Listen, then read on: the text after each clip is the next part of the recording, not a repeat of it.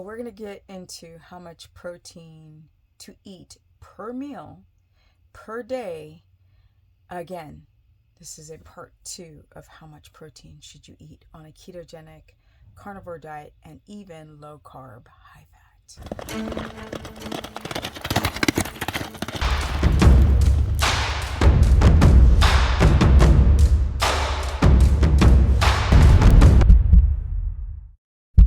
Welcome everyone to my very humble life. Now, let's get right on into the protein talk of how much protein. This is going to be part 2 because there are certain questions that people are asking that is very interesting, kind of like unusual, odd ways to look at how much protein. First thing I want you to do is toss your chronometer or your MyFitnessPal or whatever tracking app that you're using, especially when it comes down to their equations of protein. It's a very, very subjective way to use an app to decide how much beef how many grams of protein is in 4 ounces of beef, for example. The best way to kind of give you an understanding or an eyeball understanding of how much protein is by using a scale. And a scale that can either weigh grams in weight or in, obviously, ounces. So you're not confused, especially if you're coming from Europe versus the US that uses the weird system of inches and yards and pounds. I know, we don't use kilos unless we're talking about other green stuff, but I digress. Now, the amount of protein is not an equation of per pound per gram or per gram per pound of body weight. You want to look at it more in the terms of, do you have enough digestive enzymes? Do you have a leaky gut? Do you have insulin resistance, blood sugar dysregulation, poor sleep, foamy urine? Look at how much protein you should consume by looking at your blood sugar. These are the weird things you want to consider, not just, oh, protein builds muscle. It's not going to build muscle if you're inflamed or if you have leaky gut or if your blood sugar is too high. It's not going to just grow muscle. Your body's going to take that protein, convert it back into glucose and store it as fat for later use because your body does not understand that we live in the modern time and the refrigerator is right there. It doesn't understand that. It always thinks that we're on the precipice of not surviving or starving. So we're very good at storing and not good at burning, especially as modern humans where we're not moving in the right way or we've developed a leaking gut because hunter-gatherers did not have leaky gut. They were able to absorb their vitamins, their minerals, and the protein. If your urine smells like ammonia, go down in protein. If you have pain on your left side when you eat a lot of protein and you're dehydrated and constipated, go down in protein. If you have the foamy urine, you're not absorbing the amino acids, go down in protein. If your ketones are abysmal and your blood sugar is too high, go down in protein and go down as far as you can. What you want to do to build muscle is to become ketotic. Now, I did a video, that's my dog, on Paul Saladino, who said that keto for the long term isn't good for you. Well, I've done it for the long term. Oh, Deo. I gotta ring his collar. They've got 3 buttons. The top one is to ring it. Yep, he's close by. That means stop barking. Okay, let's get back to the protein. What do you do instead? Okay, so if your urine is foamy and you know that you're eating too much protein, like a pound or 2, you want to cut it down exponentially. For example, if you do a pound of meat, go down to half a pound. Just cut that in half. If you're at 2 pounds of meat, you want to go a little under a pound. That's if you're a guy and you're very active. You don't need the protein to build muscle.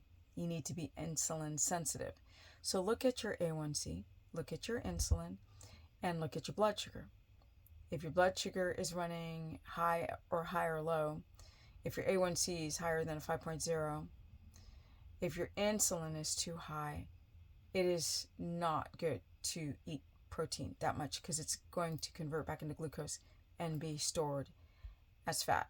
And your body's going to try to use it to reestablish glycogen in the muscle, but it can't. So you start having hypoglycemic or dysglycemic symptoms, high to low blood sugar, which then can aggravate the thyroid, or you might go into pregnenolone steal, where cortisol starts robbing from pregnenolone, then DHEA, and your reproductive hormonal tree.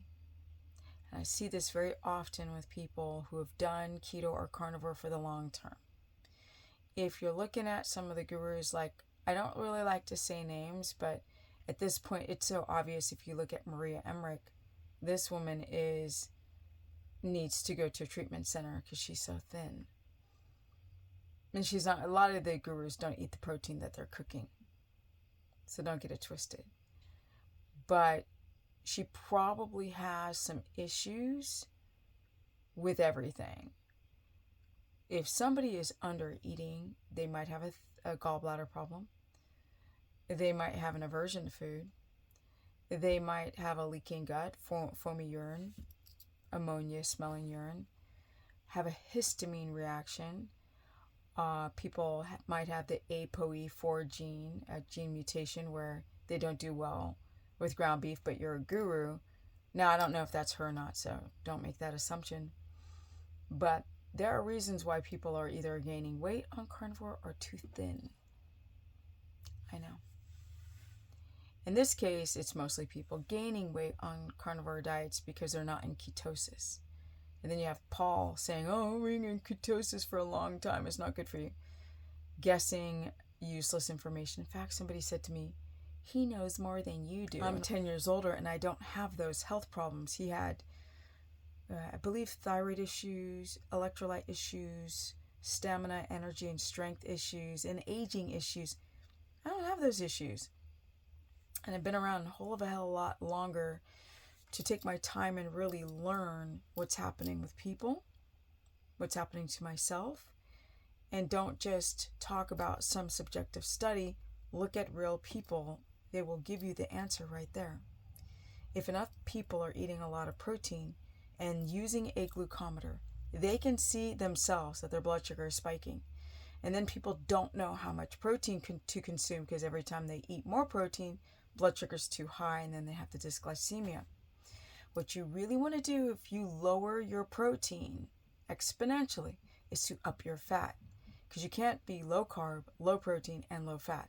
That would frack up your adrenal system. You'd be starving, like Maria. But I don't know what health issues she's going through now. I just know that the underweight is symbolizing something going on that's serious. But I digress. What else should you consider? How much protein? Use a glucometer. Test 10 minutes before you eat a meat and up to 2 hours later and see if the points jump up more than 5 points. Right? If you test your blood sugar and you're at a, let's say, a 79 and it jumps up to an 84 or a 89, then your body's converting that into glucose, or you're having a histamine response. And the blood sugar is going to spike when you have a histamine response. That's another thing, that if you're reacting to foods, don't keep eating it. Or don't keep eating butter because somebody said, oh, eat a spoon of butter before you go to bed. I mean, first of all, butter is very high histamine. Second of all, most people have a gallbladder issue. And when it comes down to the protein and how much, using that glucometer is really great to show you, hey, I eat this or that, and this makes my blood sugar spike, but also notate your symptomology. Do you feel hypoglycemic? Do you have good do you have muscles? Is your body going to uptake that glucose?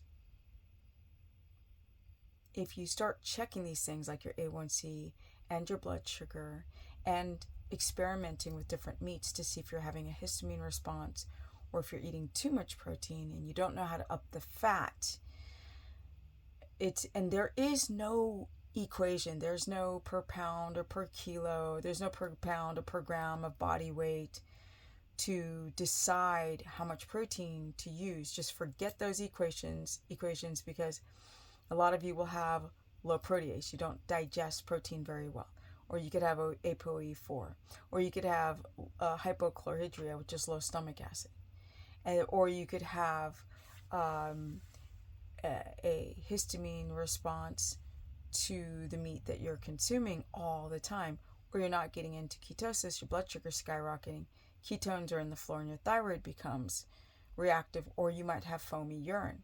If you have foamy urine, pull back. Oh, another thing is when people have too much protein, they'll start seeing high uric acid levels. So go test your uric acid because that's a really good indication.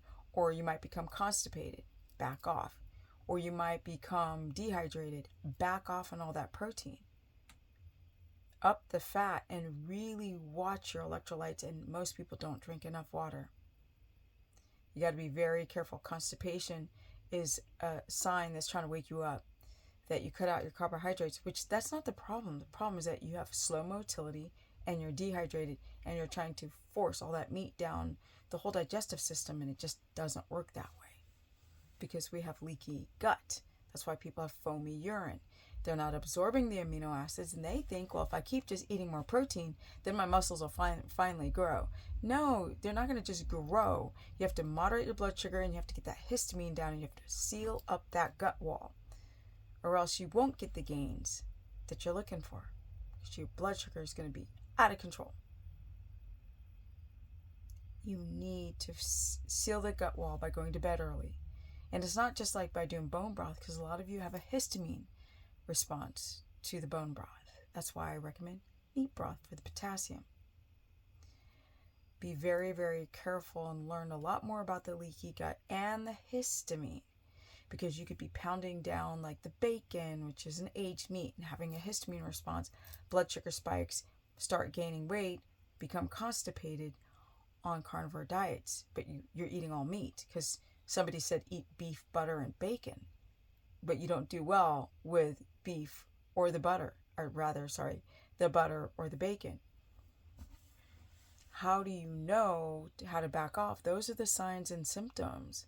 Hypochlorhydria, low stomach acid, feeling bloated, feeling like the food is stuck in your gut, right? And then you just use a glucometer to know how low you should go, or book a consultation, because I can ask a series of questions about digestion, blood sugar, age, activity, uric acid, B12, iron levels, to then decide how much protein you should consume. It's not just an equation. And you're gonna build the muscle if you're insulin sensitive by becoming ketotic. So don't listen to Paul say that you shouldn't do keto for the long term, because he's never done that. He didn't do well on carnivore, and he wrote 2 books on it. I think 2. Make it make sense. Energy. If you guys want to learn more, book a consultation. I've been doing this for so long. Talking to someone, knowing your people is everything. The studies don't mean shite. I have to talk to several different people to then start to red thread the similarities and the differences between the different individuals. So people say, how much protein should I consume? I'm like, I can't tell you. I would need to know, do you have hypochlorhydria? Do you have a histamine response? Do you have good motility? Do you not? Do you have constipation? Do you have high uric acid levels? Have you developed gout before? It's a lot to learn.